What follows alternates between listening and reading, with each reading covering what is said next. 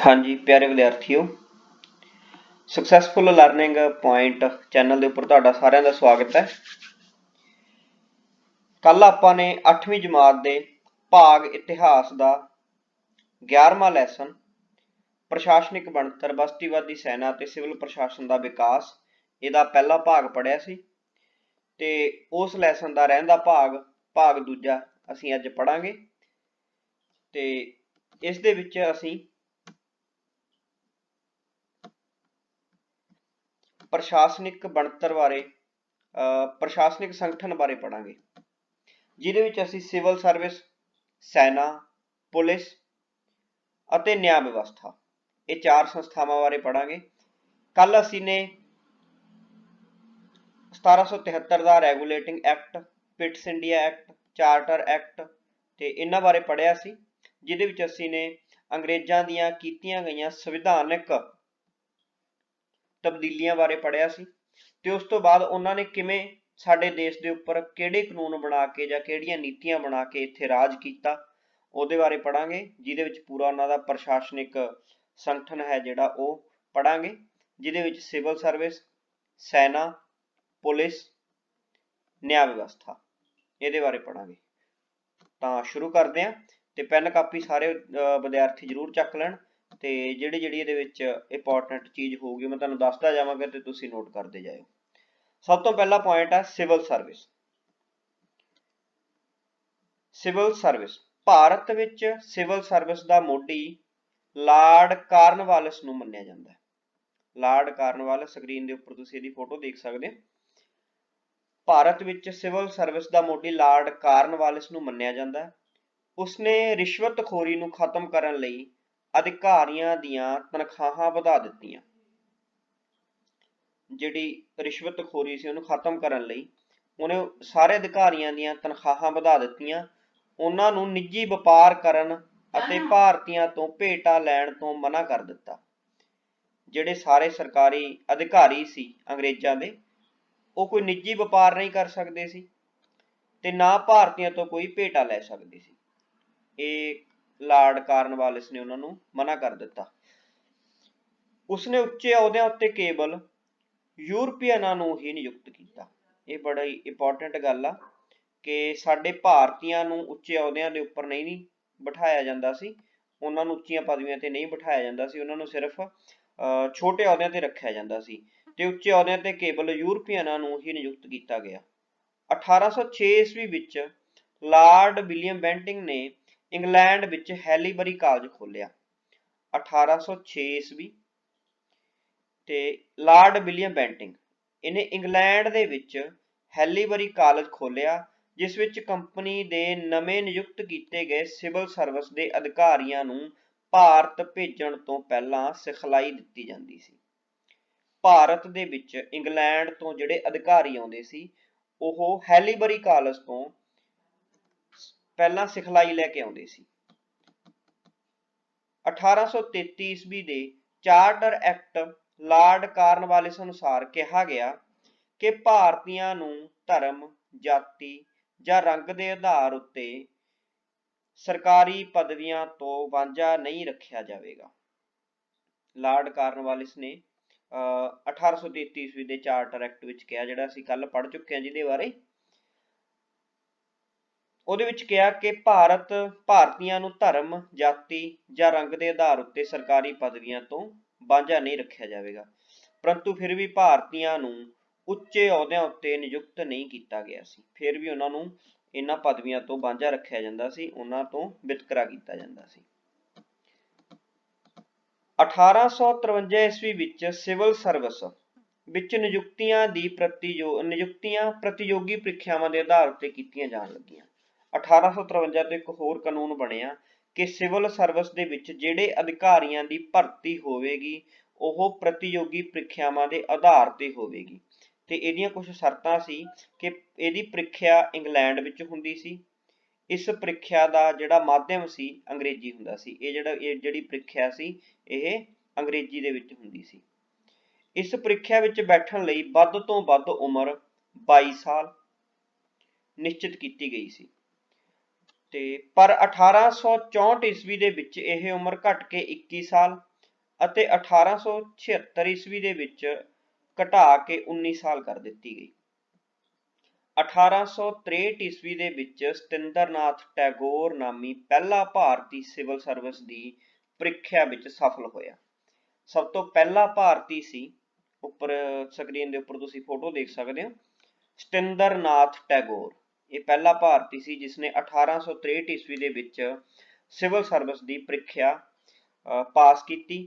ਬਾਅਦ ਵਿੱਚ ਭਾਰਤੀਆਂ ਨੇ ਇਸ ਪ੍ਰੀਖਿਆ ਦੇ ਲਈ ਉਮਰ ਵਧਾਉਣ ਦੀ ਮੰਗ ਕੀਤੀ ਅੰਗਰੇਜ਼ਾਂ ਤੋਂ, ਤੇ ਦੂਸਰੀ ਮੰਗ ਉਹਨਾਂ ਨੇ ਇਹ ਕੀਤੀ ਕਿ ਪ੍ਰੀਖਿਆ ਦਾ ਕੇਂਦਰ ਇੰਗਲੈਂਡ ਦੀ ਥਾਂ ਤੇ ਭਾਰਤ ਬਣਾਇਆ ਜਾਵੇ, ਤੇ ਇਹ ਮੰਗ ਉਹਨਾਂ ਨੇ ਅੰਗਰੇਜ਼ਾਂ ਪਾਸੋਂ ਕੀਤੀ।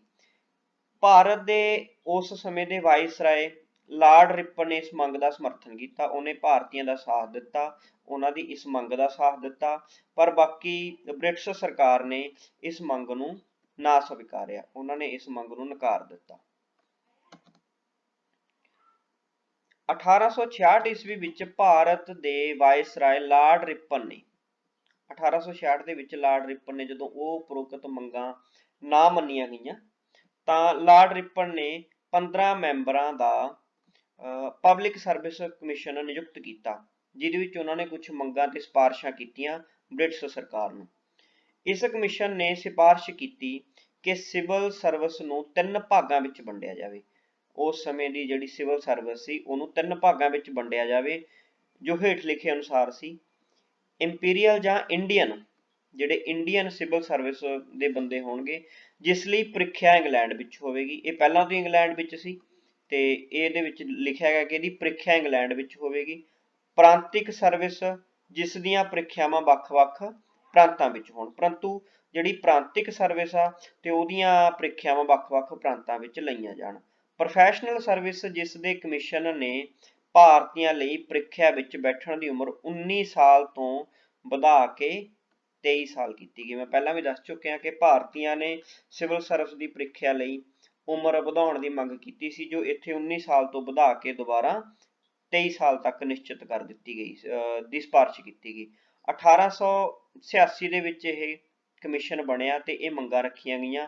1892 ਈਸਵੀ ਵਿੱਚ ਭਾਰਤ ਸਰਕਾਰ ਨੇ, ਉਸ ਸਮੇਂ ਦੀ ਬ੍ਰਿਟਿਸ਼ ਭਾਰਤ ਸਰਕਾਰ ਨੇ, ਇਹਨਾਂ ਸਿਫਾਰਸ਼ਾਂ ਨੂੰ ਮੰਨ ਲਿਆ। 1918 ਈਸਵੀ ਵਿੱਚ ਮੋਂਟੈਗੋ ਚੈਮਸਫੋਰਡ ਰਿਪੋਰਟ ਦੁਆਰਾ ਸਿਫਾਰਿਸ਼ ਕੀਤੀ ਗਈ ਕਿ ਇੰਡੀਅਨ ਸਿਵਲ ਸਰਵਿਸ ਵਿੱਚ 33% ਭਾਰਤੀਆਂ ਨੂੰ ਨਿਯੁਕਤ ਕੀਤਾ ਜਾਵੇ। ਉਦੋਂ ਇਹ ਮੰਗ ਕੀਤੀ ਗਈ 1918 ਈਸਵੀ ਵਿੱਚ ਮੋਂਟੈਗੋ ਚੈਮਸਫੋਰਡ ਰਿਪੋਰਟ ਦੁਆਰਾ। ਇਹ ਕਈ ਵਾਰ ਸਵਾਲ ਪੁੱਛਿਆ ਜਾਂਦਾ ਕਿ ਕਿਹੜੀ ਰਿਪੋਰਟ ਦੁਆਰਾ 33% ਭਾਰਤੀਆਂ ਦੀ ਨਿਯੁਕਤੀ ਦੀ ਮੰਗ ਕੀਤੀ ਗਈ ਸਿਵਲ ਸਰਵਿਸ ਦੇ ਵਿੱਚ। ਉਹ ਮੋਂਟੈਗੋ ਚੈਮਸਫੋਰਡ ਰਿਪੋਰਟ ਕਿਹਾ ਜਾਂਦਾ ਉਹਨੂੰ। 1918 ਦੇ ਵਿੱਚ ਇਹ ਪੇਸ਼ ਕੀਤੀ ਗਈ। ਇਸ ਰਿਪੋਰਟ ਨੂੰ ਭਾਰਤ ਸਰਕਾਰ ਐਕਟ 1919 ਈਸਵੀ ਦੁਆਰਾ ਲਾਗੂ ਕੀਤਾ ਗਿਆ। ਇਸ ਐਕਟ ਰਿਪੋਰਟ ਨੂੰ 1919 ਦੇ ਐਕਟ ਵਿੱਚ ਲਾਗੂ ਕੀਤਾ ਗਿਆ। 1923 ਈਸਵੀ ਦੇ ਲੀ ਕਮਿਸ਼ਨ ਨੇ ਕੇਂਦਰੀ ਲੋਕ ਸੇਵਾ ਕਮਿਸ਼ਨ ਸਥਾਪਿਤ ਕਰਨ ਦੀ ਸਿਫਾਰਿਸ਼ ਕੀਤੀ। ਇਸ ਲਈ 1926 ਈਸਵੀ ਵਿੱਚ ਕੇਂਦਰੀ ਲੋਕ ਸੇਵਾ ਕਮਿਸ਼ਨ ਅਤੇ 1935 ਈਸਵੀ ਵਿੱਚ ਸੰਘੀ ਲੋਕ ਸੇਵਾ ਕਮਿਸ਼ਨ ਸਥਾਪਿਤ ਕੀਤੇ ਗਏ। ਸੋ ਇਹ ਸੀ ਸਿਵਲ ਸਰਵਿਸ, ਜਿਹਦੇ ਬਾਰੇ ਅਸੀਂ ਬਹੁਤ ਚੰਗੀ ਤਰ੍ਹਾਂ ਪੜ੍ਹ ਚੁੱਕੇ ਹਾਂ। ਤੇ ਇਸ ਤੋਂ ਅਗਲਾ ਪੁਆਇੰਟ ਹੈ ਜੀ ਸੈਨਾ। ਸੋ ਸੈਨਾ ਵੀ ਪ੍ਰਸ਼ਾਸਨਿਕ ਸੰਗਠਨ ਦਾ ਇੱਕ ਅਹਿਮ ਅੰਗ ਹੈ, ਜਿਹਦੇ ਬਿਨਾਂ ਇੱਕ ਪ੍ਰਸ਼ਾਸਨਿਕ ਸੰਗਠਨ ਨਹੀਂ ਚੱਲ ਸਕਦਾ। ਸੋ ਅੰਗਰੇਜ਼ਾਂ ਦੇ ਸਮੇਂ ਪ੍ਰਸ਼ਾਸਨਿਕ ਸੰਗਠਨ ਵਿੱਚ ਸੈਨਾ ਦਾ ਕੀ ਰੋਲ ਸੀ, ਉਹਦੇ ਬਾਰੇ ਅਸੀਂ ਪੜਾਂਗੇ। ਭਾਰਤ ਵਿੱਚ ਅੰਗਰੇਜ਼ੀ ਸਾਮਰਾਜ ਦੀ ਸਥਾਪਨਾ ਅਤੇ ਵਿਸਥਾਰ ਕਰਨ ਲਈ, ਅੰਗਰੇਜ਼ੀ ਸਾਮਰਾਜ ਦੀ ਸਥਾਪਨਾ ਲਈ ਜਾਂ ਉਹਦੇ ਸਾਮਰਾਜ ਦੀ ਸਥਾਪਨਾ ਲਈ ਜਾਂ ਉਹਦੀ ਮਜ਼ਬੂਤੀ ਲਈ ਜਾਂ ਉਹਦੇ ਵਿਸਥਾਰ ਲਈ ਸੈਨਾ ਦਾ ਮਹੱਤਵਪੂਰਨ ਯੋਗ ਹੈ, ਸੈਨਾ ਦਾ ਅਹਿਮ ਰੋਲ ਹੈ।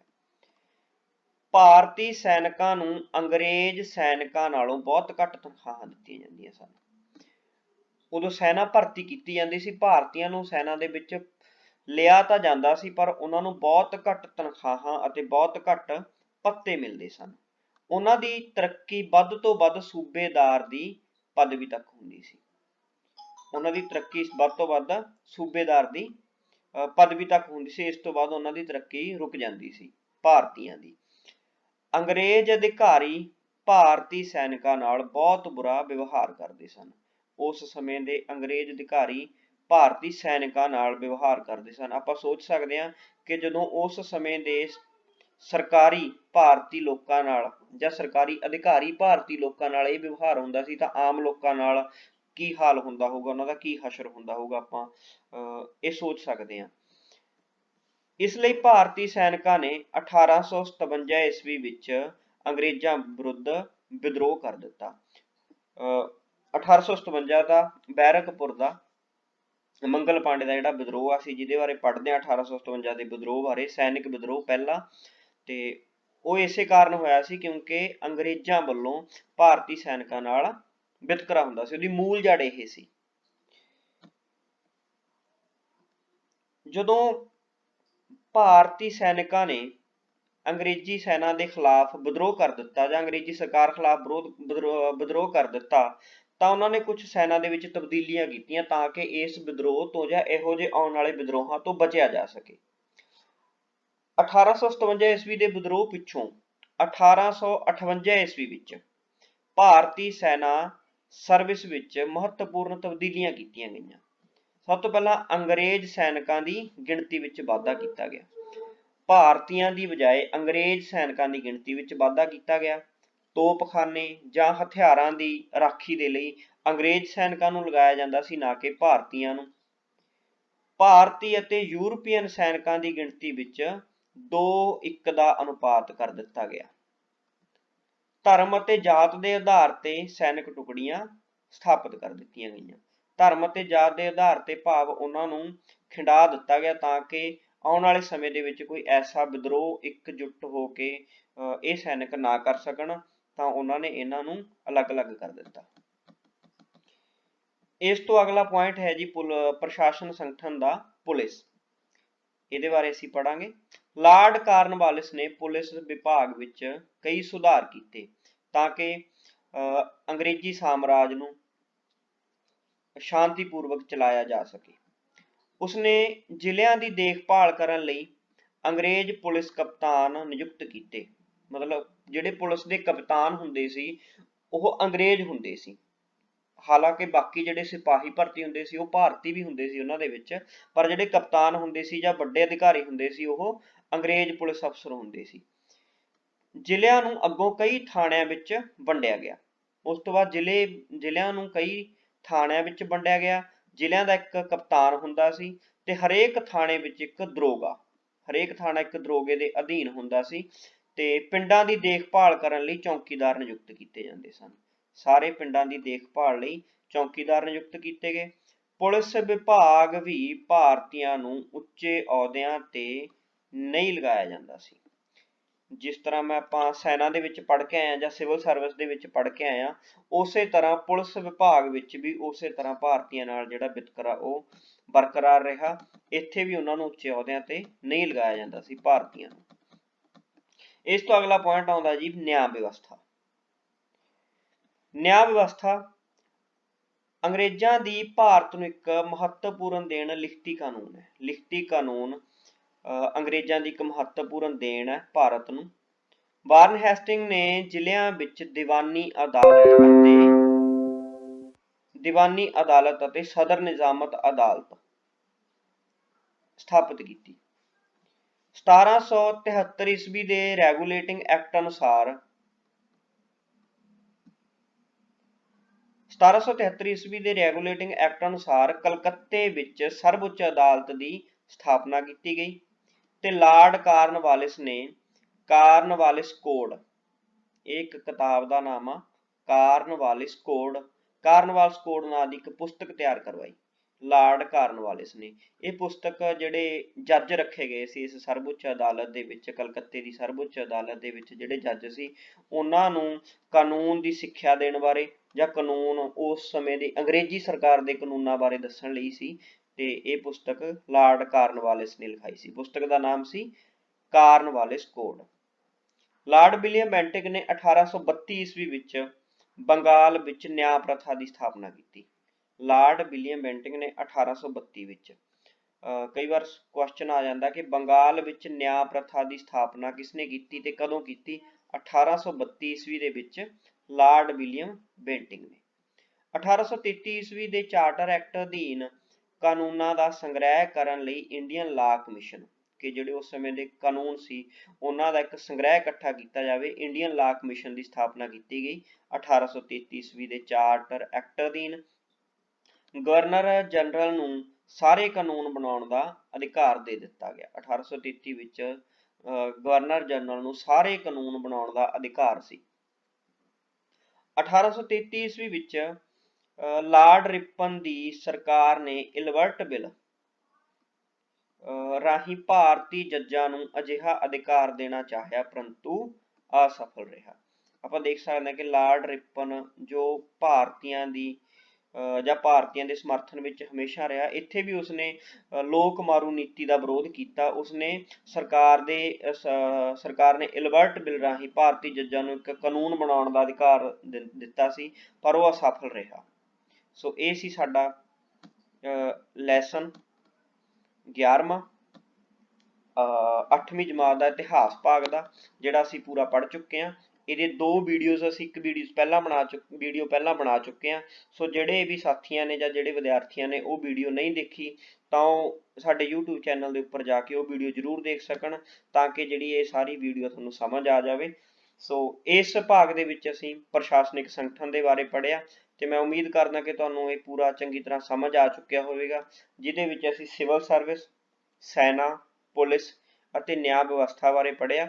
ਤੇ ਉਮੀਦ ਕਰਦਾ ਕਿ ਤੁਹਾਨੂੰ ਚੰਗੀ ਤਰ੍ਹਾਂ ਇਹ ਸਮਝ ਆ ਚੁੱਕਿਆ ਹੋਣਾ। ਵੀਡੀਓ ਨੂੰ ਵੱਧ ਤੋਂ ਵੱਧ ਲਾਈਕ ਕਰੋ, ਸ਼ੇਅਰ ਕਰੋ, ਤਾਂ ਕਿ ਹੋਰ ਵੀ ਅੱਗੇ ਜਿਹੜੇ ਸਾਥੀ ਨੇ ਜਾਂ ਜਿਹੜੇ ਵਿਦਿਆਰਥੀ ਨੇ ਉਹਨਾਂ ਤੱਕ ਇਹ ਵੀਡੀਓ ਪਹੁੰਚ ਜਾਵੇ। ਧੰਨਵਾਦ। ਓਕੇ ਜੀ, 16 ਮਿੰਟ ਹੋ ਗਏ ਜੀ।